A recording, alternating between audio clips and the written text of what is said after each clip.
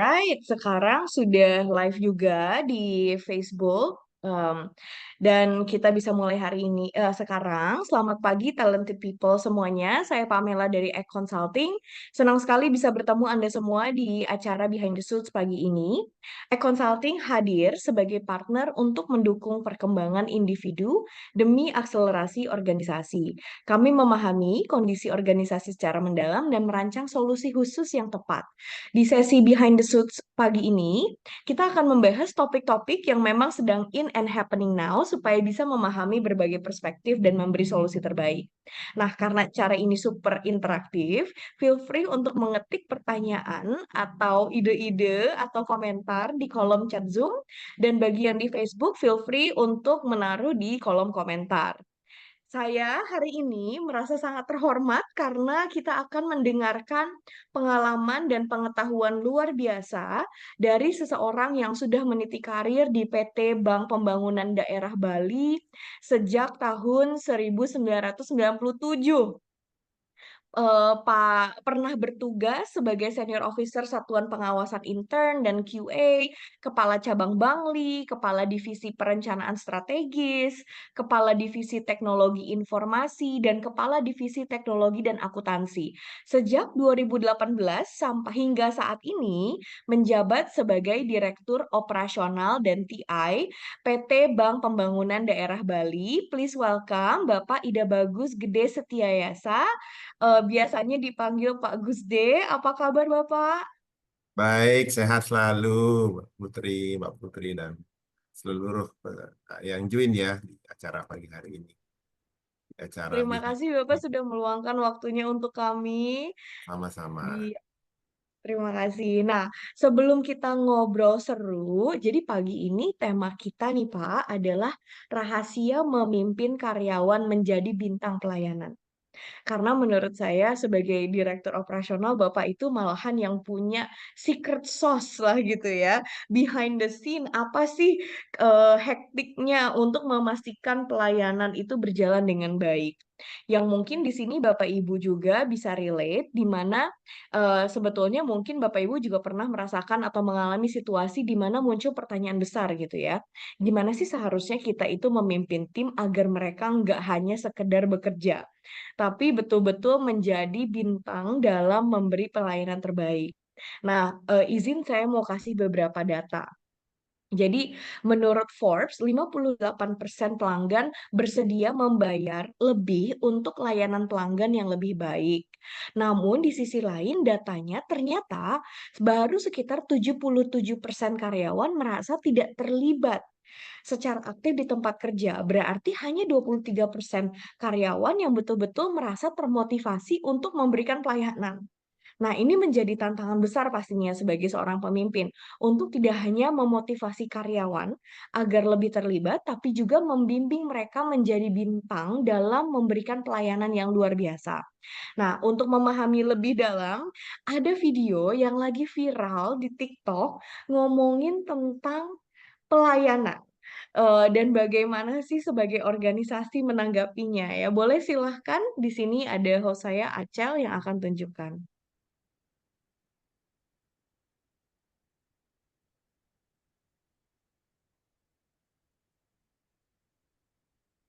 Kalau lu masih jadi karyawan, lu nggak usah kerja pol-polan. Lu nggak usah kerja pol-polan sebisa lu sampai mati-matian. Lu sakit, lu mati, sebentar perusahaan dapat gantinya. Lu pol-polan sebentar, lu juga bakal diganti sama yang baru, gitu kan. Jadi lu bekerja sekadarnya aja. Gue gak setuju Nah, tapi. gue juga nggak setuju. Apa Karena, aja? karena yang ngomong, mungkin dia karyawan. Dia nggak pernah ngerasain jadi pengusaha. Saat dia menjadi pengusaha, saat dia berusaha, dia pengen semua timnya bekerja semaksimal mungkin. Dan kenapa dia diganti? Ya karena dia kerja seadanya toh. Iya kan? Kan yang ngerasa Ya. gua aja udah mati-matian, gue diganti. Ternyata mati-matian menurut dia itu masih leveling leveling basic gitu buat orang lain. Perusahaan nggak mungkin lah memecat karyawannya kalau tidak ada sesuatu, misalnya berbuat salah atau sesuatu yang memang nggak boleh rules di kantor, atau memang harus penyusutan karyawan. Mau nggak mau, namanya kapal mau tenggelam, ya kan? Isi 10 orang tenggelam, yang tenggelam 10, mau nggak mau kan harus ada yang dibuang keluar dengan cara apapun.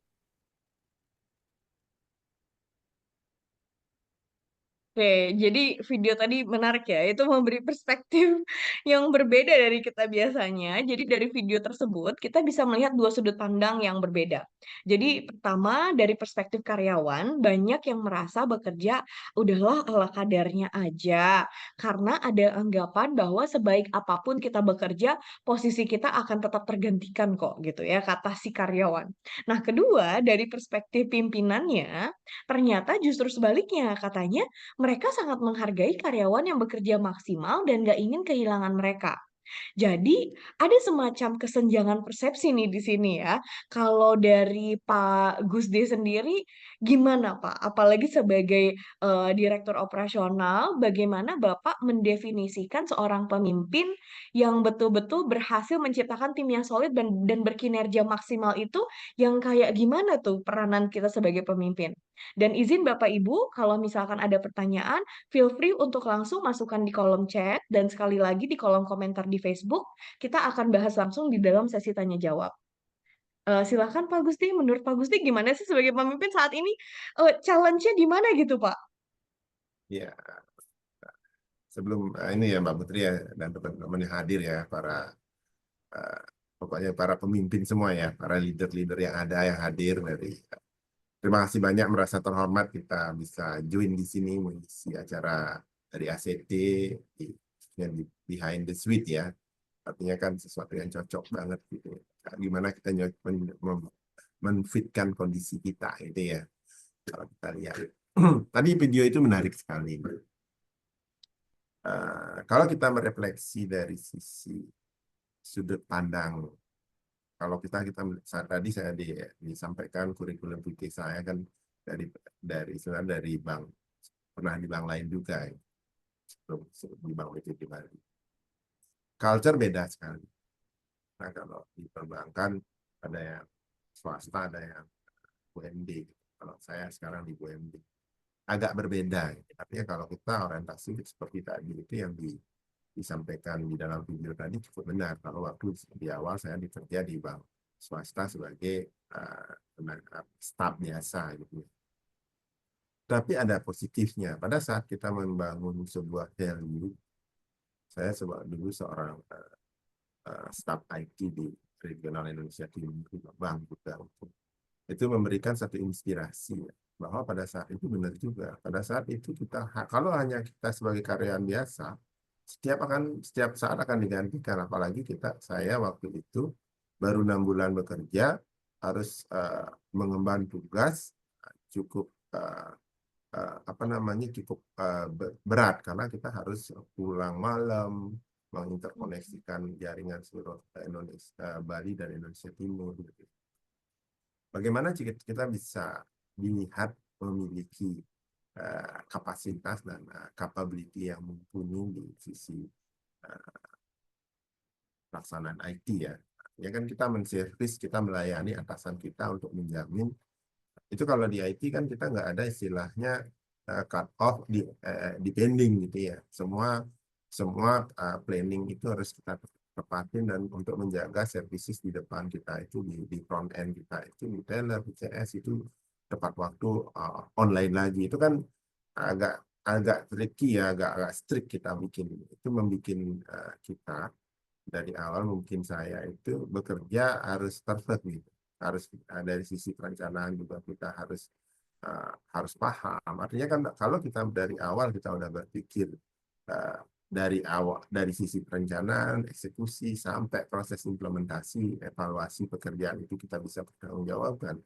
Itu artinya kita sudah dari awal di sana kita belajar bagaimana kita membuat personal value kita untuk dilihat oleh manajemen kita di pusat.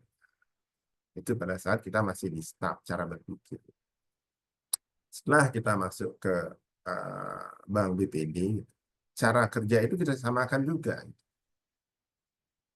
Seorang pelaksana harus berpikir, mengerjakan, tetapi harus ada responsibility dan accountability. Gitu. Responsibility itu kan fungsi-fungsi kita untuk menjamin layanan IT itu beroperasional. Pada saat awal kita melakukan memasukkan teknologi online di Bank BPD itu kan memastikan seluruh layanan itu online gitu, tepat waktu selama 7 kali 24 jam.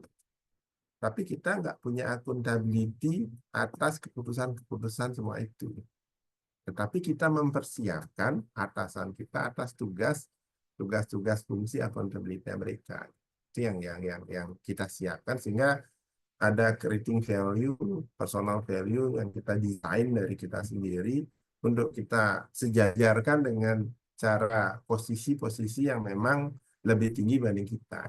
Itu satu hal sehingga tadi yang disampaikan benar juga dalam video. Kalau kita mau bekerja di dalam satu organisasi, jangan sebagai yang rutinitas saja. Kalau rutinitas itu kan responsibility aja udah selesai menurut. Tetapi kalau kita bikin creating value, berarti kita mengambil posisi tanggung jawab lebih besar, sehingga lebih dipandang oleh atasan kita. Itu satu kunci yang kita bisa lihat. Kalau dari sisi seorang pemimpin, kita mempersiapkan karyawan hal itu, kan kita punya talent pada saat kita, karena kita pernah menjalani, karena memang agak susah ya. Kalau di perbankan yang kita deliver kan jasa services ya, produk kita services, produk berupa tabungan, semua tabungan itu dieksekusi baik dengan services lewat digitalisasi maupun physical services gitu. Moving daripada layanan perbankan itu kan dari tahun 97 ke sekarang ini kan jauh sekali, kayak kita membalikkan tangan ya. Dulu transaksi online-nya di cabang, di ATM, sekarang hampir 10% aja yang masih di cabang, di physical layanan yang masih kita, itu kan merubah cara berpikir gitu. Cara kita memimpin teman-teman di mana, memimpin bagaimana kita menyiapkan produk dan layanan yang sekompleks mungkin, setara dengan kebutuhan pasar. Kadang kan walaupun Bank BTD area operasionalnya di Bali dan di Lombok ya, tapi kita kan produk kita nggak boleh bersaing dengan bank-bank nasional yang maupun Himbara, bank umum nasional yang besar-besar itu. Kita nggak boleh kalah bersaing dari sisi services dan produk. Caranya apa gitu? Itu yang perlu dibuat. Berarti ada orang di belakang, behind the scene-nya gitu, yang harus meng-create kualitas layanan yang setara dengan pesaing-pesaing besar kita itu. Sehingga kita bisa tetap survival. Itu satu hal yang memang harus kita lakukan. Sehingga dari sisi business development, product development, itu yang lebih dipentingkan. Itu yang menjadi bagian inti daripada core daripada layanan perbankan saat ini. Kalau di depannya kita bisa outsource, satpam bisa kita outsource, tenaga teller bisa kita outsource, berdasarkan produk dan service yang sudah kita siapkan dalam produk digital, produk SOP yang dijadikan barometer standar bagi frontliner kita. Tentunya kalau kita jadi pemimpin dalam membuat produk development, bisnis development, itu kan dua hal yang memang harus kita lakukan setiap saat. Makanya yang terpenting adalah kemampuan kita menciptakan talent di dua sisi itu. Artinya produk development sama produk sama bisnis development itu kan adalah kata kunci, karena di sana dia menganalisis risiko, memproyeksikan bisnisnya, pertumbuhan, strategi marketingnya seperti apa.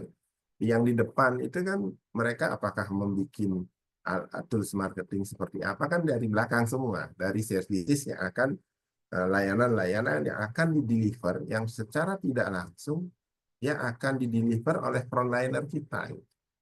Nah, misalnya alat sponsor, alat promotion kita, promosi kita, bikin alat promosi terus promotion itu kan di belakang, gimana caranya untuk menarik, membuat mereka cuman kita taruh flyer di depan, orang bisa baca apa yang produk yang akan kita menjadikan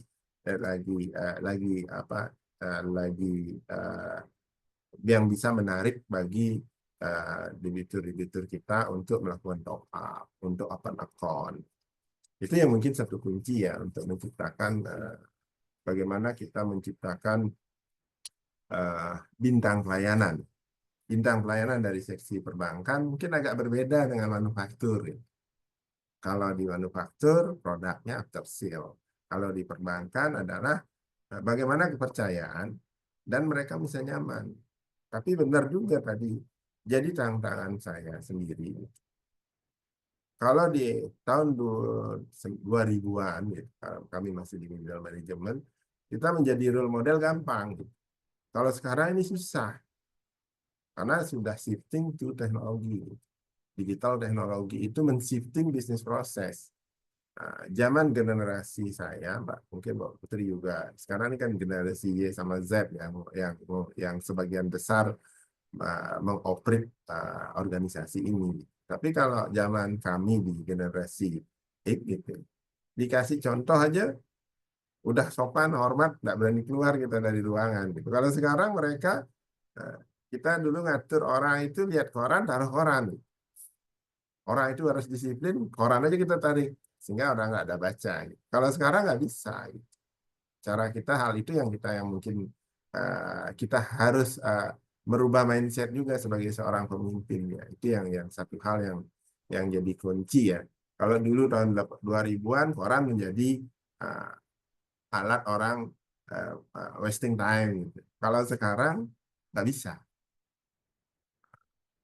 Dia bawa laptop, dia tablet, bawa HP, semua sudah kita nggak tahu apakah bermain untuk saham, trading, hal-hal yang negatif bisa mereka lakukan dengan sarana yang dia gunakan tanpa bisa kita ketahui. Itu tentunya cara kita memimpin harus berbeda. Itu tantangan ya, Pak ya. Nah, itu yang tadi disampaikan oleh survei yang menyatakan 77% tidak terlibat, 23% terlibat karena mereka nggak paham aja bahwa 77% itu dia hanya responsibility aja, cuma ngalir aja. Tapi yang 23% itu yang kreatornya, mengcreate yang tadi saya sampaikan bisnis prosesnya, bisnis developmentnya, product developmentnya. Itu yang 23%. Yang merasakan yang gimana harus bergadang, menjaga. Itu yang mungkin nanti yang menjadi tantangan bagi teman-teman leader khususnya di dunia perbankan maupun di sektor jasa keuangan lain. Itu Mbak Putri, terima kasih. Jadi kalau dari perspektif Bapak gitu sebagai operasional, apalagi kata Bapak kan, wah itu semua diatur behind the scene. Nah, kalau dari saya pribadi yang kami penasaran mungkin Pak, adalah bagaimana sih kebijakan atau sistemnya juga gitu ya, memastikan bahwa si karyawan merasa bahwa ini betul-betul sesuatu yang they can go above and beyond gitu, Pak. Soalnya kan kalau dari kami gitu ya, perspektifnya kadang-kadang oke sistem hanya go beyond a certain point gitu, Pak. Kemudian bagaimana kita memastikan nanti dari segi manusianya sistemnya udah bagus dibuat gitu ya, bagaimana biasanya Bapak memastikan si karyawan menjalankan gitu, Pak? Itu seninya ya, karena tahapan terakhir Iya. kalau kita melihat tahap implementasi ya, dari perencanaan, desain, itu pengembangan, implementasi itu kan kita lakukan. Artinya kalau kita melihat total total pengguna user, misal mobile banking, internet banking, kita bisa lihat gitu. Kapasitas bisnis kita bisa kita ukur dengan skenario awal yang kita buat. Yang kita lihat sekarang ini kan physical service ya. Physical service ada berupa sarana prasarana ATM yang digunakan di frontlinernya bank misalnya. Tetapi kita kan tadi yang saya sampaikan, kalau dulu services itu 100% lewat bank, lewat physical ini aksesnya. Tapi sekarang hanya 10%. Tingkat kepuasan kalau Mbak Putri misalnya atau Diana datang ke bank, saya aja mungkin orang bank untuk datang ke teller saya itu yang satu gedung itu belum tentu 1 tahun saya datang gitu. belum datang untuk melihat layanan dolar saya, kecuali saya lagi mengobservasi layanan saya gitu.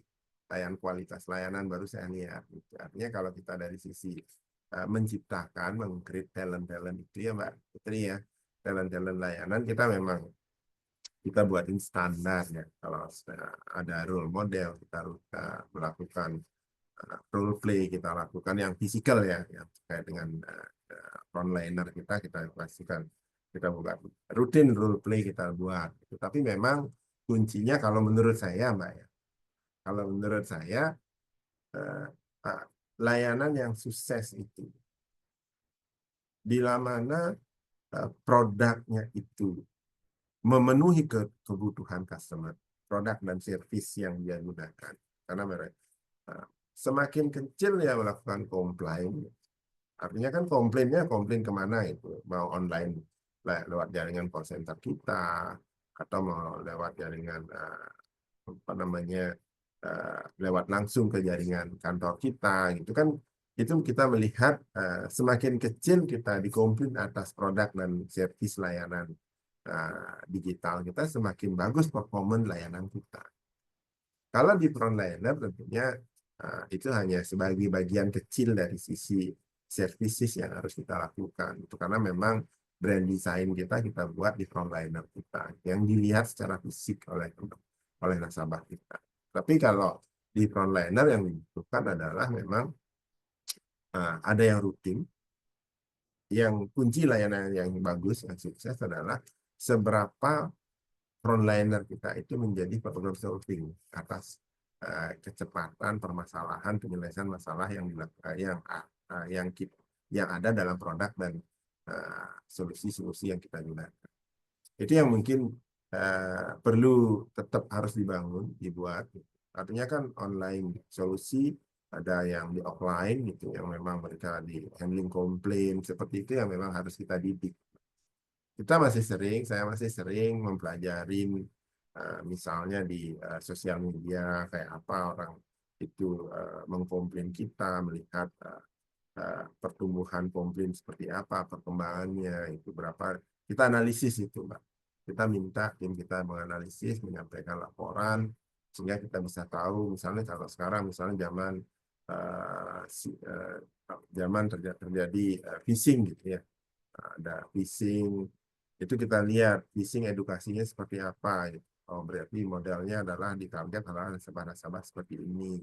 Kita pelajarin sehingga kita bikin alat sosialisasi yang sesuai bagaimana kita bikin, jangan sharing ID kita, password kita, PIN kita kepada pihak lain yang mengaku dari Bank BPD Bali. Ya, mungkin itu sosial media yang sudah kita lakukan seperti itu.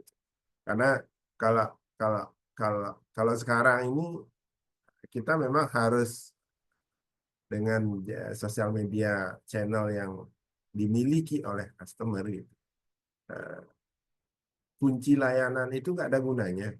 Kualitas layanan fisik itu nggak ada gunanya kalau kita nggak bisa address atas kondisi negatif yang menyebabkan reputasi kita menurun. Lebih cepat, lebih masif. Jangan membuat sesuatu yang nasabah itu tidak nyaman. Kita harus cepat tanggap, cepat respon, quick respon, itu kata kunci dalam melakukan pelayanan. Khususnya untuk handling konflik. Itu yang mungkin Mbak. Pernah nggak sih Pak, Bapak merasa bahwa ini udah dengan sistem yang baik, kemudian juga mereka juga pastinya ada unsur-unsur development yang sudah diterapkan, training-trainingnya, semuanya sudah terasa seamless gitu. Tapi pernah nggak sih Bapak merasa memang ada beberapa orang aja yang dia memang bukan orang-orang yang cocok di pelayanan gitu Pak? Seberapa persen sih Bapak sebetulnya sering menemukan itu Pak? Tadi kan 77%, 23%. Itu kan beban yang tidak terasakan, tidak bagus itu penelitian yang benar itu. Kalau menurut saya ya, karena yang benar-benar totally dia menkontribusikan capability kemampuannya dia, waktunya, dan konsentrasi mereka kepada menjaga performa dari lembaga perusahaan itu memang segitu-segitu aja, Mbak. 30%, 70, ya, 70% mereka hanya sebagian dari 70%, mungkin 30% kan tinggalnya 70% itu apakah 50% ya tepat waktu, menjaga sesuai dengan SOP kita, sesuai dengan aturan kita. Yang 20-30% misalnya itu yang kita yang memang dia datang tidak sesuai, asal melayani. Kalau melayani itu kan tidak hanya kepada nasabah ya, Mbak. Kalau nasabah tadi mungkin yang kita pentingkan kan di online customer kita, ada call center, itu yang terpenting karena trafficnya kan lebih banyak dibandingkan yang komplain di frontline fisikal kita. Pasti lebih banyak, tapi dalam hal kondisi seperti itu, gitu. Artinya untuk mempersiapkan bagaimana menjamin bahwa staf itu mumpuni, gitu Mbak ya, mumpuni dalam melakukan pelayanan, ya memang kita harus mempersiapkan dari sejak dini. Setiap layer kita siapkan kapasitas mereka berdasarkan berdasarkan fungsi masing-masing unit mereka. Kalau dia itu orang IT di BizDev, di produk dev, gitu, kita harus training menjadi kata kunci. Nah, itu kita kasihkan dia tanggung jawab. Tanggung jawab sebenarnya kalau kita mau memberikan tanggung jawab lebih itu satu hal yang positif untuk memberikan penghargaan. Memang dia akan merasakan jabatan saya kecil kok saya dikasih tanggung jawab. Kita latih mereka.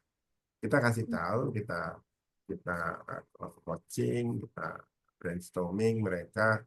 Kadang-kadang saya coaching juga sih. Saya coaching orang-orang seperti talent-talent kita gitu.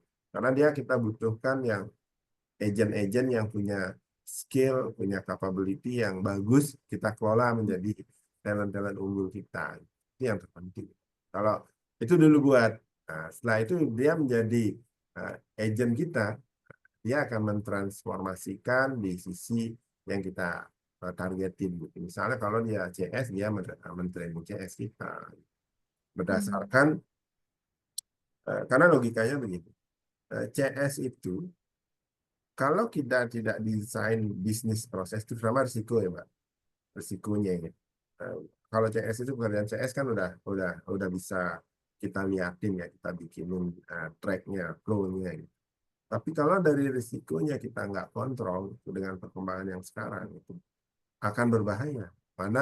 Mana yang bisa diakses, mana yang tidak bisa diakses informasi. Karena memang kalau kita bukain semua akan berbahaya pada saat staf itu diganti. Karena kepercayaan tidak ada. Kewenangan berbanding terbalik dengan kepercayaan. Kita nggak boleh percaya kepada akses orang, tapi kewenangan kita harus kasih. Gimana cara mengatur, itu bagian dari manajemen risiko yang harus kita atur, harus kita siapkan, sehingga orang itu tidak tumpang tindih, akuntabilitasnya jelas gitu. Itu yang mungkin. Iya.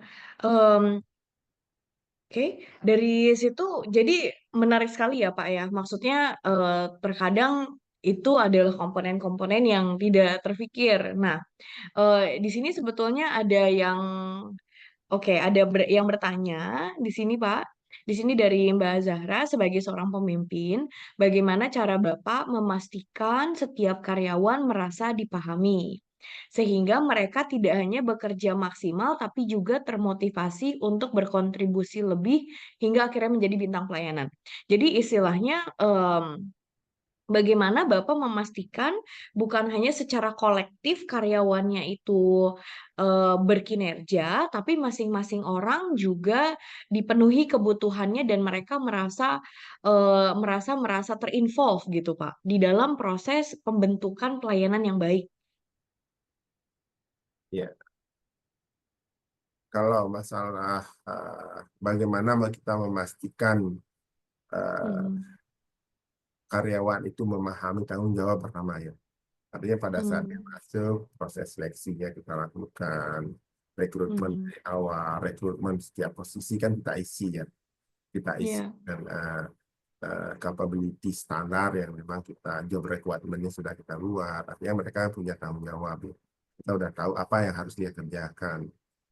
Bagaimana kalau kita lihat Mas Sarah ya, mereka tidak hanya bekerja maksimal, tapi juga termotivasi berkontribusi lebih. Mhm. Itu silo ya, silo antara unit ya. Kalau kita melihat, misalnya nih kalau kita melihat orang sibuk di marketing, keluar.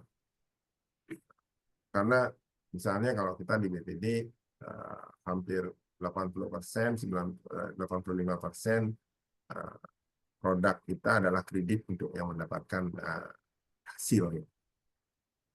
Apakah itu menjadi satu bagian yang utama? Tentunya tidak, karena ada bagaimana kita membuat DPK kita untuk stabil sebagai source of fund daripada lending kita. Itu kan stabil, kita nggak bisa keluarin kredit aja, produk kredit, orang kredit aja masarin, tapi source of fund kita rendah gitu, sehingga overhead kita otomatis akan tinggi. Jadi kalau itu yang mungkin perlu yang harus dipahami gitu, peran daripada masing-masing uh, uh, unit dan khususnya nanti akan di cascading ke masing-masing karyawan di dalam unit itu, sehingga bisa menghargai unit kerja yang lain. Kalau kita melihat kan ada unit bisnis, ada dua di funding dan lending gitu ya.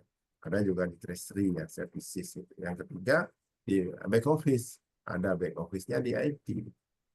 Di IT, di accounting, di perencanaan, di R&D gitu kan, itu produk yang tidak kelihatan di depan gitu. Yang di depan itu kan yang datang kepada customer gitu. Bagaimana yang biasanya mereka tidak apa namanya, yang 77% itu yang tidak hanya sudah merasa bekerja tapi tidak dihargai. Itu yang biasanya kehilangan motivasi. Yang paling susah adalah yang di back office karena Mhm. pekerjaannya kualitatif. Iya. Gimana caranya itu? Karena padahal mereka punya tanggung jawab mengimprove, melakukan inovasi. BizDev misal. Udah, karena dia tidak punya kapasitas untuk ke depan gitu. Orang bisnis development, dia nggak bisa. Udah, saya nggak bikin untuk marketing aja, biarin aja. Kan itu artinya Mhm. tidak ada penghargaan bagi mereka yang melakukan improvisasi, melakukan inovasi, itu perlu dilakukan, Pak. Itu yang biasanya agak susah dibikin pola penghargaan mereka. Kalau kita lebihin, sama dengan frontliner, apa yang di sisi marketing, Iya. akan ada apa nama kesenjangan pemahaman tanggung jawab. Karena yang di sisi marketing ada quantitative factor yang digunakan untuk mengevaluasi. Kalau di back Iya, office betul. nggak bisa, inovasi nggak bisa. Tantangannya Mhm. sebenarnya inovasi itu harus di-value-kan. Ya, sehingga kita kasih dia value, KPI-nya kita hitung. Mungkin itu kata kunci. Sharing Mhm. KPI atas berapa persen. Kalau kita lagi bangun, Pak, kita lagi coba back office-nya berkontribusi kepada bisnisnya. Itu sehingga orang bisnis yang 77%, orang back office yang 77%, pasti di sana dia muncul, bisa berkurang, bisa termotivasi, untuk berkontribusi bagi lembaganya. Dia merasa Mhm. bagian dari proses perkembangan bisnis perusahaan. Mhm. Sehingga Itu menarik ya, Pak, ya? bintang-bintang, Mhm. gimana, Pak? Itu menarik ya, karena seringkali kita tidak terpikir inovasi harus divaluasi gitu, Pak.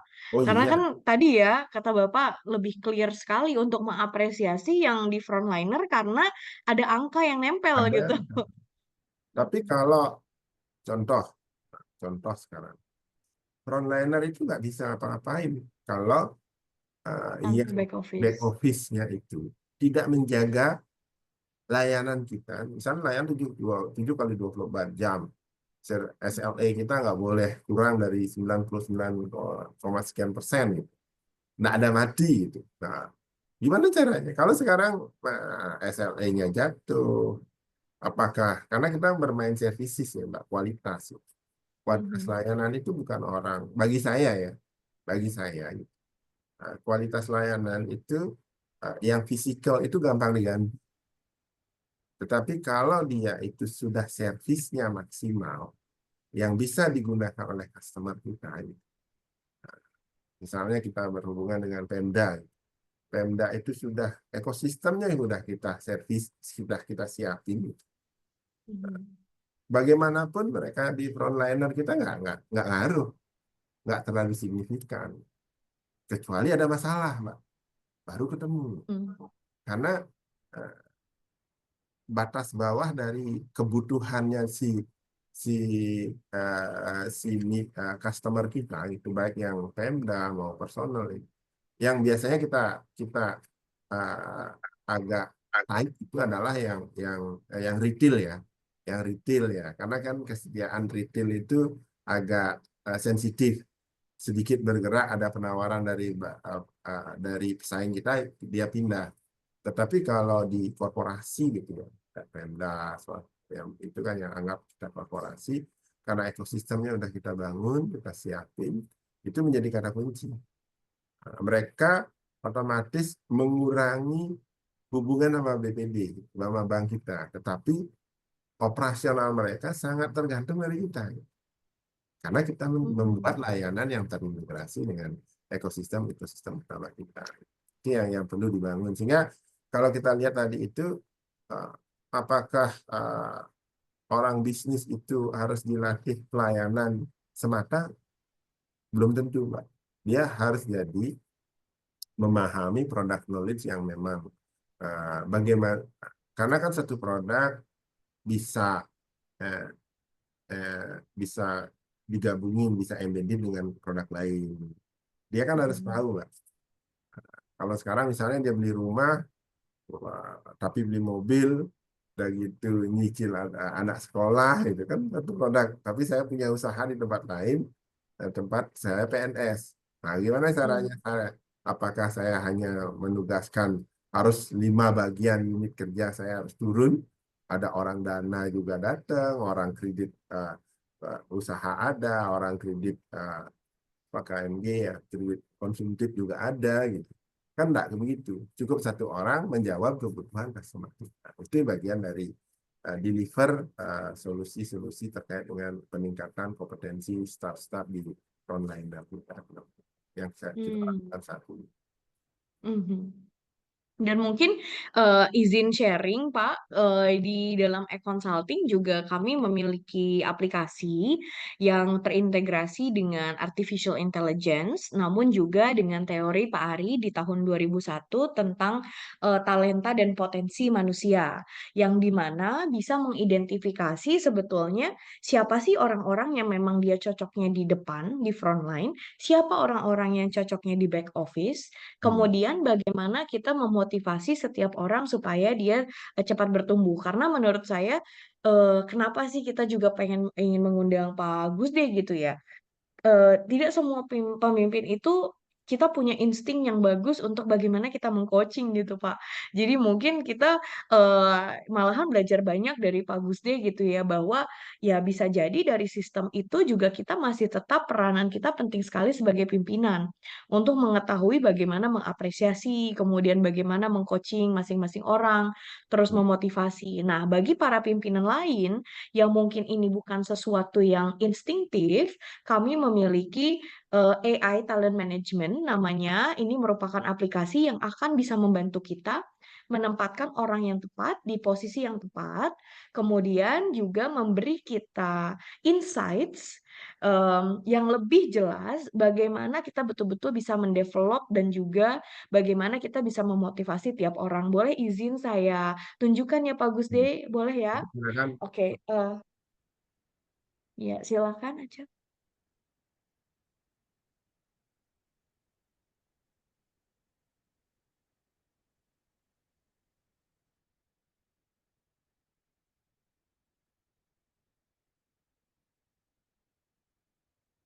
Welcome to AI Talent Finder, part of AI talent management to help you find the best talent and put them in the right place.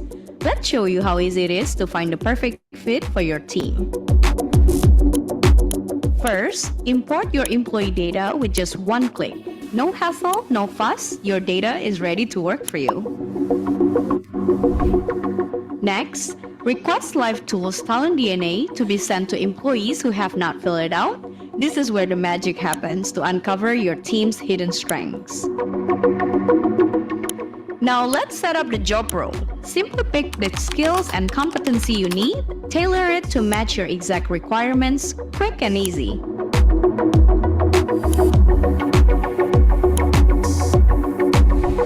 Align your team with your company's culture, choose the values that matter most to you, and ensure a perfect culture fit.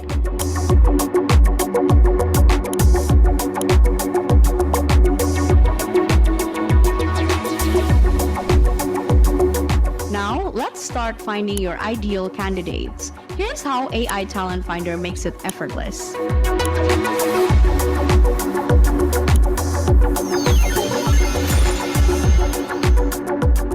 Job Fit shows you who's best suited for the role based on their natural talents matched to the job competencies. Culture Fit ensures your new hires will thrive in your company's environment by aligning their talents to your core values. Happy team, successful business.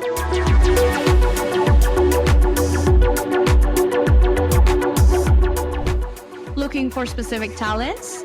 Find by Talent DNA pinpoints exactly what you need.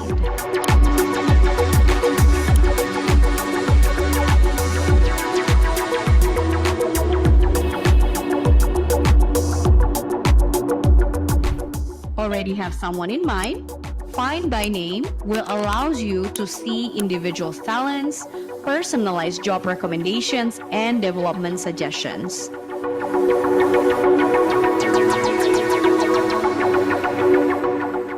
Get a big picture view with organization insights. It's like having a talent strategist right by you 24/7. Need help? Adinda, Assistant Digital Talent DNA, is here to answer any questions anytime. So, what are you waiting for? You're not just hiring, you're building the future of your company now. Start today.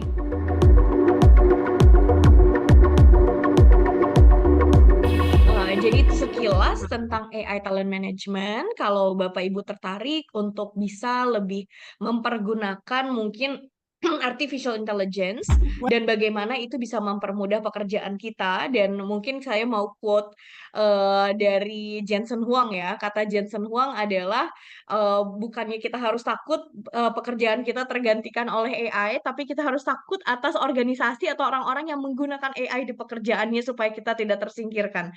Jadi ini salah satu effort kami untuk menjadi yang terdepan di Consulting, bagaimana kita bisa membantu para leader untuk membuat keputusan yang real time, tahu siapa yang cocok di mana, seberapa dia cocok dengan pekerjaannya, tapi juga seberapa cocok dengan culture kita, dan bagaimana kita bisa betul-betul mendevelop tiap orang sesuai dengan talentanya, sehingga kita nggak lagi dipusingin tentang bagaimana kita memberi memotivasi mereka, membuat mereka berkinerja lebih unggul lagi, karena semuanya akan menjadi sesuatu yang mudah. Setiap orang akan bisa bekerja sesuai dengan apa yang mereka enjoy, mereka mudah lakukan, dan mereka bisa lakukan dengan excellent, dan itu adalah mimpi kami. Seperti itu sih Pak Gusde, dan terima kasih banyak. Kita nggak kerasa udah lebih dari 30 menit sebetulnya Pak Gusde. Kita ngobrol-ngobrol. Mungkin izin Ya, kalau masih. dari Pak Gusde sendiri boleh ada kata-kata terakhir, mungkin saran-saran tips untuk para Bapak Ibu di sini, bagaimana bisa betul-betul melaksanakan dan juga memimpin orang-orang menjadi bintang pelayanan dari segi operations dan juga human touch-nya. Dan Acel sambil ditunjukkan QR-nya tolong untuk Bapak Ibu yang berminat dengan AI Talent Management dan mendapatkan free trial. Silakan Pak Gusti. Ya, mungkin sebelum ini Mbak, sebelum Saya nggak tertarik dengan tadi ya AI talent management gitu. Cuman saya pengen tahu juga ya nanti saya coba nanti di kasih ini profile aplikasinya ya Mbak ya. Bisa kita Iya. lihat untuk kita bedah ya. Karena memang itu menjadi kata kunci. Backbone daripada human capital development adalah dalam manajemen. Karena kita mempersiapkan sustainability daripada keberlangsungan usaha, organisasi itu adalah bagaimana human capital department itu, HR, itu mampu membuat talent, mengoriginate talent itu. Karena kan dari talent yang baru sampai layer talent masing-masing posisi itu kan dibuat harus diotomasi Mbak ya. Mungkin nanti apakah nanti lebih detail mungkin Mbak Putri, Bu Diana, saya pengen tahu itu karena memang kalau memang bisa di cloud kita, karena kita punya sistem MIS sendiri terkait dengan sistem HRD sendiri gitu kan, dan nanti mungkin kita bisa cloud, kita redundant bikin API, bagus juga sih. Kita berharap ada begitu kan, teman-teman juga perbankan yang lain, BPD lain berharap juga punya ada solusi-solusi yang sama yang kita gunakan. Mungkin satu tip ya Mbak, mungkin bukan tips sih sebenarnya, pengalaman saya tadi saya sampaikan untuk menjadi sebuah menciptakan talent untuk menjadi pelayan yang bintang layanan gitu ya. Kita jangan pernah jadi pimpinan gitu. Bagi teman-teman gitu, kita memandang dari apa yang kita lakukan sebelumnya yang baik itu kita ambil, apa yang dilakukan orang itu tidak baik, kita ambil juga untuk kita jadi negatif experience dari yang pernah kita lakukan maupun orang lain lakukan itu kita gunakan sebagai referensi untuk kita membuat keputusan-keputusan yang lebih bijak, lebih strategis untuk perkembangan organisasi. Itu yang mungkin kata yang saya lakukan selama ini, sehingga kita harus selalu bukan seorang filsuf ya, tetapi kita harus selalu berpikir positif, strategik gitu ya, strategic thinking kita buat gitu untuk melihat setiap masalah itu harus kita selesaikan. Jangan masalah itu kita tunda atau kita kasih orang lain. Kalau itu sudah menjadi tanggung jawab kita ambil alih dan kita berusaha semaksimal mungkin belajar mengatasi masalah, apalagi masalah berulang. Kita bisa memprediksi apakah masalah ini akan berulang lagi apa tidak. Hal itulah yang kita deliver kepada staff kita, talent kita, yang punya kapasitas di masing-masing spesifikasi tanggung jawab masing-masing. Itu harus fit itu Mbak. Nggak bisa kita orang di pelayanan yang memang marketing teknikalnya bagus, kita kasih untuk product development yang semua itu harus terstruktur gitu, nggak bisa diomongin gitu. Tapi dia outputnya berupa flowchart, berupa SOP, dibandingkan dengan orang yang memang tipikal tadi sampaikan untuk dia ilmu marketingnya bagus gitu, compositionnya bagus, negotiation skill-nya bagus, ya udah kita bawa ke arah front end lain di marketing. Itu sih Mbak yang dapat saya sampaikan. Terima kasih sekali lagi dari saya untuk ACT dan teman-teman ACT. Semoga nanti ada solusi-solusi yang bisa kita gunakan bersama.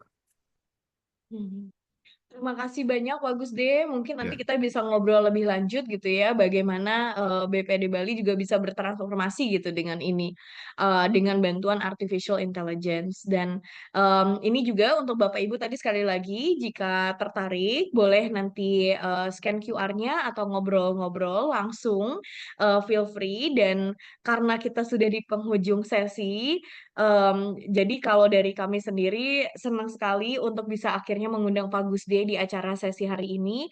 Banyak sekali ilmu yang tadi kita dapatkan dari Pak Gusde. Terima kasih banyak. Semoga jadi keberkahan untuk Pak Gusde juga menyebarkan ilmu. Meskipun obrolan kita harus diakhiri, semoga kita bisa bertemu lagi ya Pak di kesempatan lain. Nanti kalau saya ke Bali pasti akan mampir ke Pak Gusde ya Mbak Diana, pastikan. Ya, Dan Bapak Ibu sekalian yang hadir di Zoom, terima kasih, dan juga yang di Facebook. Semoga informasi yang kita dapatkan hari ini bisa bermanfaat bagi kita semua. Sampai ketemu di sesi Behind the Suit minggu depan, yang dimana selalu terjadi di setiap hari Jumat pagi, dan tunggu kita akan undang kembali dengan tamu-tamu hebat lainnya, dan Pak Gusde jangan bosan untuk kita undang lagi. Terima kasih Terima banyak. kasih. Sukses selalu, Mbak. Terima kasih. Terima Selamat kasih, pagi Mbak semuanya. Terima Diana. kasih Pak Pak Gusni. Ibu semuanya. Semoga sukses selalu. Terima Izin kasih. live ya. Assalamualaikum warahmatullahi wabarakatuh. Iya, terima kasih Bapak. Terima kasih.